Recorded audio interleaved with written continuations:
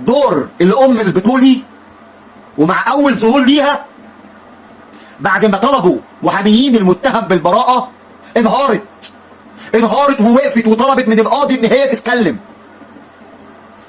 وقفتها ورجولتها واحساسها بان هي ليها حق هي وابنها وجايه اطلبه. المحاميين رايحين طالبين البراءه لان مفيش دليل. لا، في دليل. في دليل. الطفل 5 سنين مش هيألف، ده اختار وعرفوا من وسط 4 بدل المره 3 مرات. رايحين عايزين براءه، ولكن الام انهارت وقالت يا سياده القاضي انا عايزه اتكلم. وبدات تحكي وتقول الداده او الناني رايحه لابني بتقول له تعالى الحمام، يقول لها يا طب مش عايز اروح الحمام، ارجوكي مش عايز.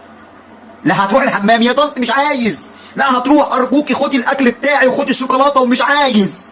لا هتروح. وتاخده توديه الخنزير، تاخده توديه علشان يقيم معاه اوسخ والعن حاجه حرمها ربنا. الام اتكلمت قالت ابني قعد سنه كامله في عذاب وبيجي ساكت. صلى على محمد. وبعد ما القاضي استمع للام وحس ان ياسين زي ابنه وحفيده، حكم حكم ربنا. ومع وقفه رجاله مصر في السوشيال ميديا وقدام المحكمه اثبتنا ان مصر فيها قانون وفيها عدل وفيها رجاله. الرجاله بيقفوا في وقت الازمات.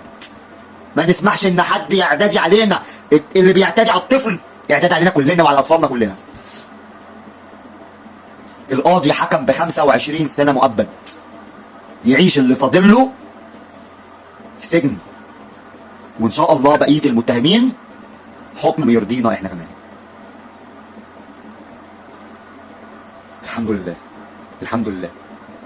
شيروا الفيديو يا جماعه، وبالله عليكم اعملوا لي متابعه للصفحه دي عشان صفحتي مليون اتحصلت. السلام عليكم.